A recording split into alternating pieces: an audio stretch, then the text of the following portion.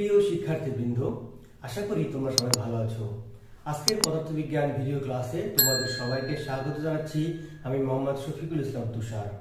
তোমরা যে যেখান থেকে আজকের এই ক্লাসটি দেখছো, তোমাদের সবাইকে জানাচ্ছি অনেক অনেক প্রীতি এবং শুভেচ্ছা। আজকে আমরা পদার্থবিজ্ঞান প্রথম পত্র থেকে দশম অধ্যায়ে অর্থাৎ আদর্শ গ্যাস এবং গ্যাসের গতিতত্ত্ব থেকে আলোচনা করব। আমাদের আজকের আলোচ্য বিষয় বেলুন এবং বায়ু বুদবুদ সংক্রান্ত গাণিতিক সমস্যা।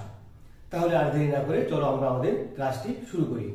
প্রথমে আমরা উদ্দীপকটি দেখে নেব। এটি একটি বোর্ড কোশ্চেন। উদ্দীপকে বলা হয়েছে 168 গ্রাম নাইট্রোজেন গ্যাস ভর্তি একটি বেলুনকে সমুদ্রের তলদেশে নিয়ে যাওয়ায় আয়তন অর্ধেক হয়ে গেল, তাই না? কারণ আমরা জানি যে সমুদ্রের তলদেশে চাপ বেশি, আর চাপ বেশি থাকার কারণে বেলুনটার আয়তন কমে গেল। সমুদ্র পৃষ্ঠের চাপ বায়ুর চাপ, এই কথাটি বুঝতে হবে যে সমুদ্রের পৃষ্ঠের চাপ হচ্ছে বায়ুর চাপের সমান, অর্থাৎ 1,01,325 প্যাসকেল, এবং তাপমাত্রা দেওয়া আছে 30 ডিগ্রি সেলসিয়াস। সমুদ্রের তলদেশের তাপমাত্রা দেওয়া আছে 14 ডিগ্রি সেলসিয়াস। পানির ঘনত্ব, অভিকর্ষ ত্বরণ জি এবং আর এর মান দেওয়া আছে।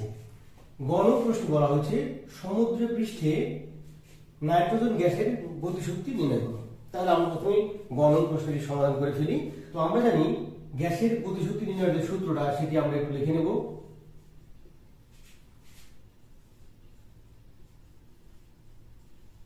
আমরা জানি গ্যাসের গতিতত্ত্বের যে সূত্রটা সেটি হলো ইকে সমান 3/2 nRT। এটি হচ্ছে গ্যাসের গতি শক্তি নির্ণয়ের সূত্র। তাহলে এখানে আমাদের কয়েকটি জিনিসের দরকার। একটা হচ্ছে n অর্থাৎ মোল সংখ্যা, তারপর একটি হচ্ছে আদর্শ গ্যাসের ধ্রুবক যেটি দেওয়া আছে, এবং আরেকটি হচ্ছে টি অর্থাৎ তাপমাত্রা, এটিও দেওয়া আছে। তাহলে আমরা সাইডে মানগুলো লিখে নিব। এখানে এই যে টি দেওয়া আছে, কত দেখো, এটা আমরা যেহেতু বলছি যে সমুদ্রের নিচে নিয়ে যাওয়া হলো, তখন কথা বলা হচ্ছে, অর্থাৎ তাপমাত্রা আমাদের 30 ডিগ্রি সেলসিয়াস। 30 ডিগ্রি সেলসিয়াস এটাকে আমরা কি করবো, কেলভিন করে নেব, তাই না? তাহলে 30 প্লাস 273 ইকুয়াল টু 303 কেলভিন, এটা আমরা পেয়ে গেলাম। আচ্ছা, এবার আর এর মান দেওয়া আছে 8.314 জুল পার মোল পার কেলভিন। এবার লাগবে আমাদের এন এর মানটা। এন হচ্ছে মোল সংখ্যা। মোল সংখ্যা কিন্তু এখানে দেয়া নেই। তাহলে মোল সংখ্যার একটা সূত্র আমরা জানি, সূত্র হচ্ছে n ইকুয়াল টু m/n, এইটা, তাই না? তাহলে m হচ্ছে কি, গ্যাসের ভর। আমরা দেখতে পাচ্ছি প্রথমেই বলা আছে 168 গ্রাম নাইট্রোজেন। সো এখানে m এর মান হচ্ছে 168, এবং ক্যাপিটাল যে m-টা এটি হচ্ছে মোলার আয়তন, অর্থাৎ মোলার আয়তন কত। তাহলে আমরা জানি যে নাইট্রোজেন গ্যাসের 1 মোল সমান কত, আমরা সবাই জানি এটা যে কত, 28, তাই না? সুতরাং 28, আমরা ভাগ দিয়ে কত আছে, 6 মোল। তো আমরা 6 মোল পেয়ে গেলাম। এখন আমরা মানগুলো এখানে বসিয়ে দেব। 3/2 * 6 * 8.314 * 303। এবার আমরা একটু ক্যালকুলেটর ব্যবহার করে মানটা নির্ণয় করে দেখি। প্রথমে লিখব 3/2 * 6 * 8.314 * 303। আমরা মান পেলাম কত, 22672 22672.27। এটি হচ্ছে জুল। এটা হচ্ছে, এটি হচ্ছে আমাদের কাঙ্ক্ষিত উত্তর। তো আশা করি গণন প্রশ্নটি তোমরা বুঝতে পেরেছো। এবার আমরা ঘনন প্রশ্নটি নিয়ে আলোচনা করব। ঘনন প্রশ্নে বলা হয়েছে তাপমাত্রার পরিবর্তন বিবেচনায় হ্রদের গভীরতা নির্ণয় করা সম্ভব কিনা। ঘনন প্রশ্নে বলা হয়েছে তাপমাত্রার পরিবর্তন বিবেচনায় হ্রদের গভীরতা নির্ণয় করা সম্ভব কিনা, এটি আমরা নির্ণয় করব। তাহলে আমরা ধরে নিই হ্রদের গভীরতা h, তাই না? এখানে আমরা ধরে নেব, একটু খেয়াল করে দেখো তোমরা। ধরি হ্রদের গভীরতা ইকুয়াল টু h। তাহলে আমাদের এখানে h এর মানটাই মূলত নির্ণয় করতে হবে, তাই না? এখানে বলা হয়েছে যে নাইট্রোজেন গ্যাস ভর্তি একটি বেলুনকে সমুদ্রের তলদেশে নিয়ে যাওয়া হলো, অর্থাৎ বেলুনটাকে আমরা উপর থেকে নিচে নিয়ে গেলাম। আমরা ধরে নিলাম যে এটা সেই হ্রদটা, ঠিক আছে? হ্রদের এটা হচ্ছে উপরিতল এবং এটা হচ্ছে পৃষ্ঠ, তাই না? তাহলে এখানে আমরা যেহেতু উপর থেকে নিচে নিয়ে যাওয়া হচ্ছে, সুতরাং উপরটাকে আমরা 1 ধরলাম, নিচটাকে আমরা কি ধরলাম, 2 ধরলাম। তাহলে আমরা এখানে এটা হচ্ছে পৃষ্ঠ, এটা হচ্ছে তলদেশ, তাহলে আমরা লিখবো হ্রদের পৃষ্ঠে আমরা আগে লিখে দেবো। তাহলে আয়তন কি V1, V1 equal to V, আমরা এখানে জানি না আয়তনটা আসলে দেয়া নেই, সো আমরা V1 কে V ধরে নিলাম, এখানে ব্র্যাকেট লিখে দিতে পারো ধরি, ঠিক আছে। তো এই ধরনের গাণিতিক সমস্যাগুলো তোমাদের অনেকের কাছে কঠিন বলে মনে হয়, তো আজকে যে আমরা যে পদ্ধতিটা দেখাবো একটু ভালো করে দেখবে, এই পদ্ধতিতে করলে খুবই সহজে তোমরা সমাধান করতে পারবে। আচ্ছা, তাহলে আমরা V ধরলাম, তাহলে আরেকটা জিনিস হলো কি T1।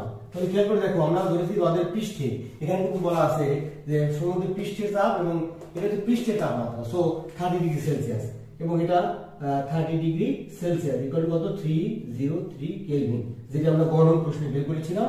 আরেকটা জিনিস হচ্ছে P1, এখানে কিন্তু বলা আছে যে সমুদ্র পৃষ্ঠের চাপ বায়ুর চাপ অর্থাৎ 1,01,325 প্যাসকেল। আচ্ছা, এটা দেওয়া আছে। এবার আমরা হ্রদের তলদেশে বের করবো, তাই না? হ্রদের তলদেশে, ওকে, তলদেশে V2, যেহেতু বলাই হয়েছে যে হ্রদের তলদেশে নিয়ে গেলে বেলুনটা কি আয়তন অর্ধেক হয়ে যায়, অর্থাৎ V2 ইকুয়াল টু কত, এখানে V ধরেছিলাম, তাহলে V/2, ঠিক আছে। আচ্ছা, এবার দেখো আমরা লিখবো T2 ইকুয়াল টু বলাই আছে এখানে 14 degree Celsius, okay, 14 degree Celsius equal to 287 kelvin, আমরা 273 যোগ করে আমরা কেলভিন করে নিলাম, ঠিক আছে। এবার আমরা আরেকটা জিনিস লাগবে, সেটা হচ্ছে P2। এটা একটু ভালো করে বুঝতে হবে যে আমরা আগে বলেছিলাম P1, এবং P1 কোথায় বলেছিলাম, P1 আমরা বলেছিলাম হচ্ছে সমুদ্রের পৃষ্ঠে। তাহলে ভালো করে বোঝো যে সমুদ্রের পৃষ্ঠে কিন্তু অর্থাৎ সমুদ্রের উপরে, সেখানে কিন্তু শুধুমাত্র কি আছে, বায়ু আছে, সেখানে কিন্তু পানি নাই, সো এখানে আমরা বায়ুর চাপটাকে ধরে নিয়েছি। কিন্তু এখন আমরা বের করবো P2 হচ্ছে সমুদ্রের গভীরে, তো এখানে কিন্তু বায়ু আছে, পানিও আছে। অনেকের মনে প্রশ্ন হতে পারে সমুদ্রের নিচে বায়ু আছে কিভাবে, তাই না? তাহলে ভালো করে দেখো, সমুদ্রের নিচে কিন্তু যদি বায়ু না থাকতো তাহলে মাছ কিভাবে অক্সিজেন গ্রহণ করতো, তাই না? তাহলে সেখানে কিন্তু বাতাসও আছে এবং পানিও আছে, সো এখানে দুইটা চাপ একসাথে যোগ হবে। সো আমরা এখানে লিখবো যেহেতু বাতাসের চাপ হচ্ছে P1 এবং তরলের গভীরে চাপ এটা হচ্ছে H/ρg, তাই না? H/ρg আমরা সূত্রটা লিখলাম, মানগুলো আমরা জানি না, সো তরলের গভীরে চাপ হচ্ছে H/ρg, এটা আমরা সবাই জানি, তাহলে আমরা দুইটা কি যোগ করে দিলাম। এবার আমরা সবগুলো মান পেয়ে গেছি, এবার আমরা এখানে কি করবো, মানগুলো বসিয়ে দেব। তাহলে দেখো, আমরা জানি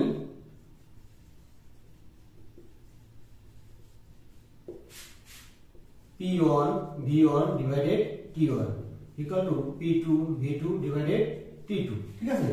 আচ্ছা, দেখো আমাদের টার্গেটটা কি, আমাদের টার্গেট হচ্ছে এইচ এর মান নির্ণয়। তাহলে এখানে এইচটা কোথায় আছে, দেখো তো এই যে এখানে কিন্তু এইচটা আছে, তার মধ্যে তার মানে কি, তার মানে হচ্ছে P2 এর মধ্যে কিন্তু এইচটা আছে, সো আমরা P2 এর মানটা বের করব, তাহলে আমাদের কিন্তু হয়ে যাবে। তাহলে P2 কোথায় আছে, এখানে আছে, সো আমরা ক্রস গুণন করব, তাই না?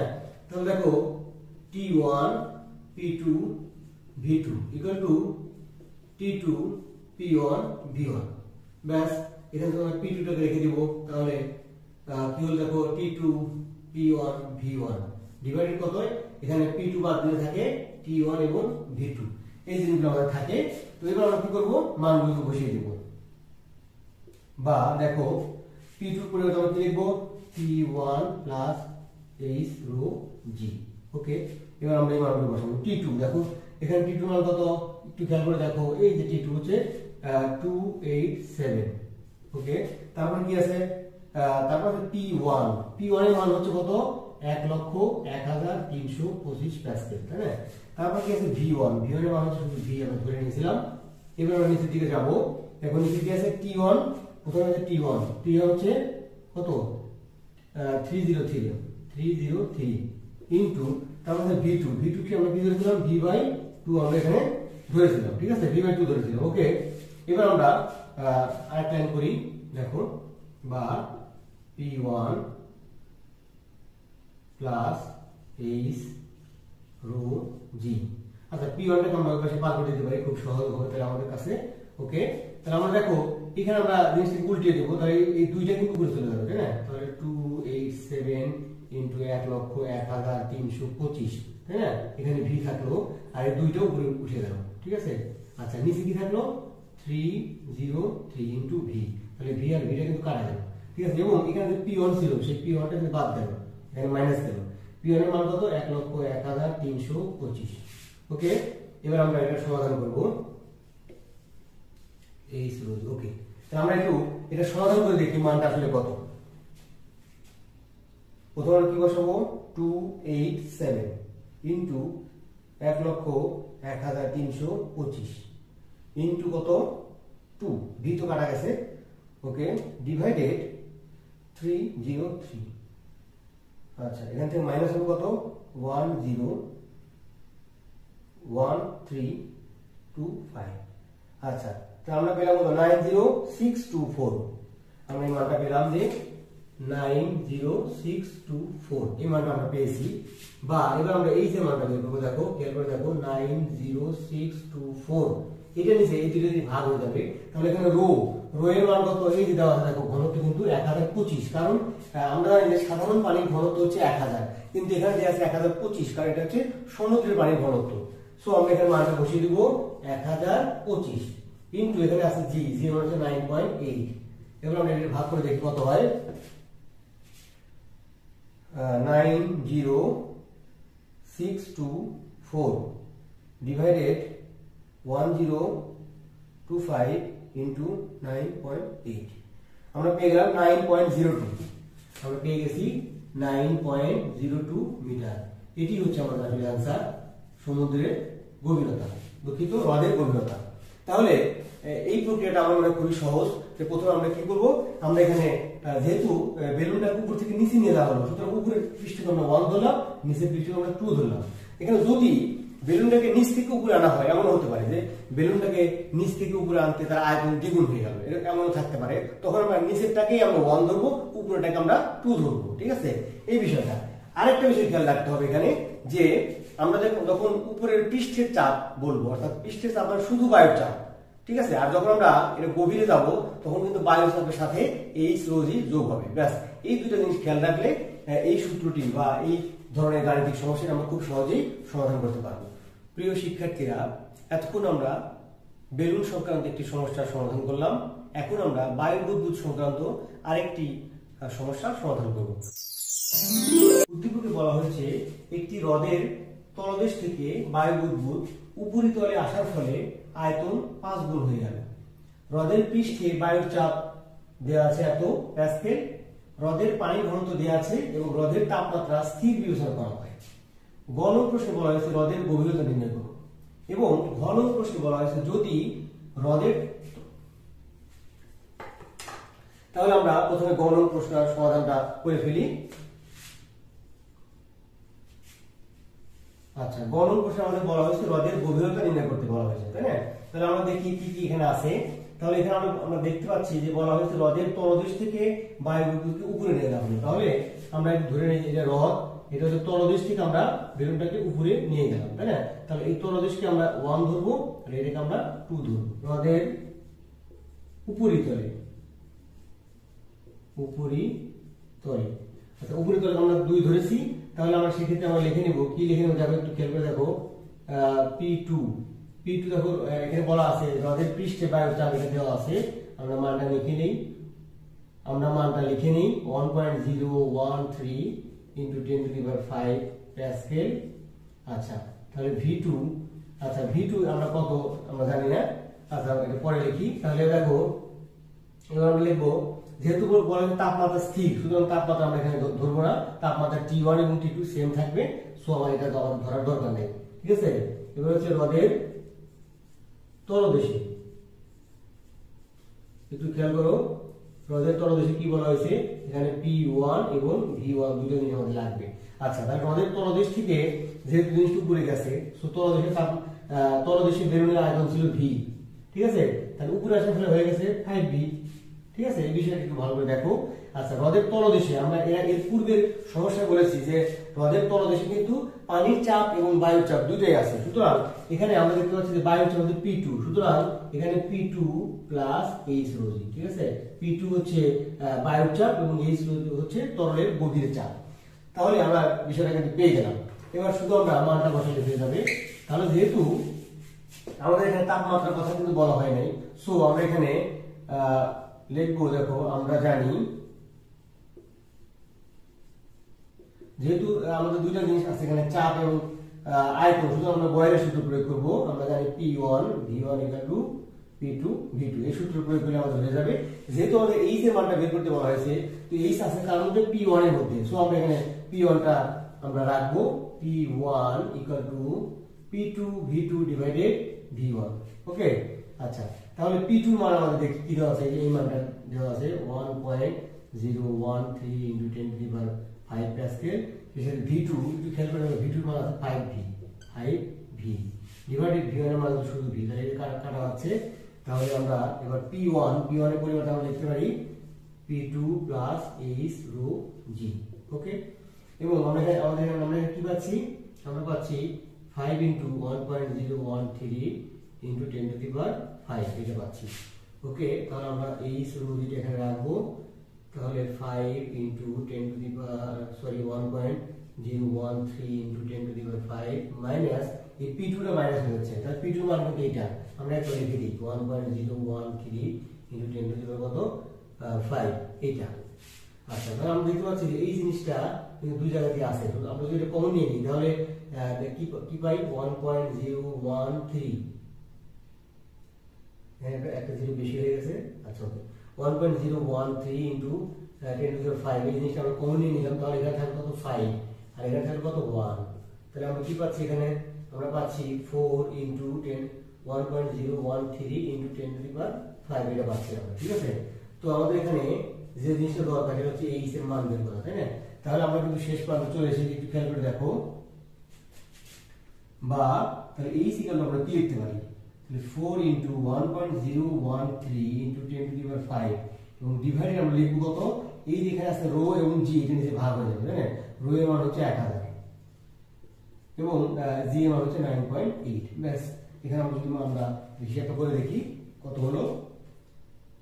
আচ্ছা, 4 × 1.013 × 10⁵, আচ্ছা, ডিভাইডেড 1000 × 9.8। ওকে, আমরা মান পেয়ে গেলাম 41.34।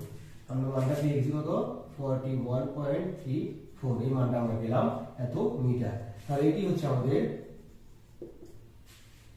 রদের গভীরতা। তো আশা করি এই অঙ্কটা তোমরা বুঝেছো। এবার আমরা ঘ নং প্রশ্নটা সমাধান করব।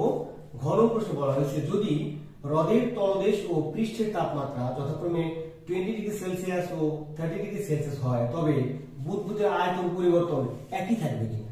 অর্থাৎ পূর্বে বুদবুদের আয়তন 5 গুণ বৃদ্ধি পেয়েছিল, তো এখন কি একই বৃদ্ধি পাবে নাকি আগের মতোই থাকবে, এটা আমাদের বের করতে হবে। অর্থাৎ নতুন করে আমাদের V2 এর মানটা বের করতে হবে। ঠিক আছে, তাহলে চলো আমরা এটা সমস্যার সমাধান করে ফেলি। আচ্ছা, যেহেতু এখানে বলা আছে যে পৃষ্ঠের তাপমাত্রা, দেখো তলদেশ ও পৃষ্ঠের তাপমাত্রা, তাহলে এটা হচ্ছে তলদেশ, তাই না? তলদেশের তাপমাত্রা আমরা কি ধরেছি, 1 ধরেছিলাম। তাহলে তলদেশের তাপমাত্রা হচ্ছে 20°C। ওকে, আমরা এখানে লিখে ফেলি T1 = 20°C আমরা এখানে যদি 273 যোগ দিই তাহলে কত হয়, দেখো 293 কেলভিন। ঠিক আছে, আচ্ছা, এখানে একটা বিষয় মনে রাখতে হবে যে পূর্বে যে আমাদের উদ্দীপকে বলা হয়েছিল, অর্থাৎ গ নং প্রশ্নে আমরা যেটা করেছিলাম, সেখানে কিন্তু আয়তনের পরিবর্তনটা স্থির ধরা হয়েছিল, অর্থাৎ আয়তন পরিবর্তন হয়নি, কিন্তু এখানে আবার আয়তন পরিবর্তন হয়েছে। কাজে এখানে টিটাকে বিবেচনায় আনতে হবে, সেখানে আমরা এখানে লিখছি। ঠিক আছে, এবার আমরা T2 যেটা, অর্থাৎ এই যে এটা দেখো, এটা কোনটা, এটা হচ্ছে পৃষ্ঠের তাপমাত্রা 30°C। 30°C কত হয়, 303 কেলভিন। আমরা এটা পেয়ে গেছি। এবং গণন থেকে আমরা পেয়ে গেছি হ্রদের যে গভীরতা, এটা হচ্ছে 41.34 মিটার, এটা আমরা পেয়ে গেলাম। সো আমরা তো লিখবো, আমরা জানি এখন আমাদের লিখতে হবে বয়েল এবং চার্লসের সমন্বিত সূত্র।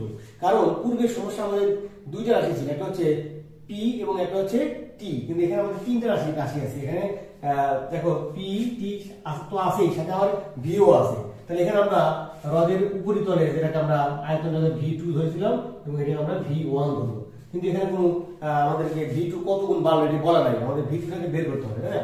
V2 = what? ওকে, তাহলে আমরা এখন লিখবো P1 V1/T1 = P2 V2/T2। ওকে, আমাদের দরকারটা কি, আমাদের দরকার হচ্ছে V2 নির্ণয় করা, তাই না? V2 টা নির্ণয় করা। সো আমাদের এটা আমরা এদিকে প্রয়োগ করব। তাহলে আমরা কি পাচ্ছি, দেখো T1 P2 V2 = এদিকে করলে T2 P1 V1 বা এবার আমরা কি রাখবো V2 এর সাথে রাখবো V2 ইকুয়াল টু দেখো T2 P1 V1 ডিভাইডেড তাহলে V2 বাদ দিলে কি থাকে এই দুইটা থাকে তাহলে T1 এবং P2 ব্যাস এখন আমরা কি বের করব দেখো V2 ইকুয়াল টু তাহলে এখন আমাদের T2 এর আমাদের লেখা দরকার তাহলে T2 এখানে কত দেওয়া আছে এই যে 303 ইনটু P1 আচ্ছা P1 আমাদের কত P2 প্লাস H0 এটা হচ্ছে আমাদের P1 আচ্ছা আরেকটা জিনিস আছে V1 V1 এর মান আমরা জানি না সো আমরা V1 টাকে এভাবেই রেখে দিলাম এবার নিচে কি আছে T1 দেখো T1 কত T1 হচ্ছে 293 ইনটু আরেকটা জিনিস আছে P2 আচ্ছা P2 এর মান আমরা জানি দেয়া আছে 1.013 ইনটু 10 টু দি পাওয়ার 5 ব্যাস আমাদের সবগুলো মান বসানো হয়ে গেল এবার আমরা হিসাবটা একটু করে দেখি কত হয় আচ্ছা তাহলে এখানে আমরা পাচ্ছি 303 ইনটু এখানে আমরা P2 এর মান কত পাচ্ছি 1.013 ইনটু 10 টু দি পাওয়ার 5 আচ্ছা এটা আমরা P2 এর মান পেলাম এর সাথে কি আছে প্লাস H এর মান কিন্তু আমরা পেয়ে গেছি গ নাম্বার থেকে 41.34 ইনটু রো এর মান আমরা জানি 1000 এবং জি এর মান হচ্ছে 9.8 ঠিক আছে আমরা সবগুলো মান পেয়ে গেলাম এবার আমরা বসিয়ে দেব 293 ইনটু 1.013 ইনটু 10 টু দি পাওয়ার 5 আমরা এই ক্যালকুলেটর ব্যবহার করে মানটা বের করি আচ্ছা উপরে কি কি দেওয়া আছে 303 ইনটু তারপর একটা ব্র্যাকেট দিয়ে দেব আমরা 1.013 ইনটু 10 পাওয়ার 5 এটা দেয়া আছে তারপর কি আছে প্লাস 41.34 ইনটু 1000 ইনটু 9.8 আচ্ছা নিচে যে দেওয়া আছে সেটা হচ্ছে 293 ইনটু 1.013 ইনটু 10 পাওয়ার 5 আমরা পেয়ে গেলাম কত 5.16 আমরা পেয়ে গেছি 5.16 আচ্ছা এখানে আরেকটা জিনিস ছিল V1 টা কিন্তু আমরা এখানে কিছু করি নাই সো V1 টা আমরা এই পাশে রেখে দিলাম V1 টা আমাদের এখানে কোনো কাজে লাগে নাই সো 5.16 ইনটু V1 আচ্ছা তাহলে আমরা কি পেলাম এখান থেকে আমরা এখানে দেখতে পাচ্ছি যে V2 কি হয়ে গেল V1 এর 5.16 গুণ অর্থাৎ আমরা দেখতে পাচ্ছি যে প্রথমে বলা হয়েছিল যে আয়তনটা কত হয়েছে 5 গুণ হয়েছিল এখন কি 5.16 গুণ হয়ে গেছে সুতরাং আয়তনের যে পরিবর্তনটা এটা কিন্তু সমান না উদ্দীপকে জানতে চাওয়া হয়েছে যে আয়তনের পরিবর্তন একই থাকবে কিনা সুতরাং আমরা বলতে পারবো আয়তনের পরিবর্তন একই থাকবে না ঠিক আছে প্রথম ছিল 5 গুণ পরে হলো 5.16 গুণ এই ছিল আমাদের আজকের গাণিতিক সমস্যাটির সমাধান তো আশা করি আজকের ক্লাসটি তোমাদের ভালো লেগেছে পরবর্তী ক্লাসে আসার আমন্ত্রণ জানিয়ে আজকের মতো এখানেই বিদায় নিচ্ছি সবাই ভালো থাকো সুস্থ থাকো সবাইকে অনেক অনেক ধন্যবাদ সবাই চ্যানেলটি সাবস্ক্রাইব করে পাশে থাকবে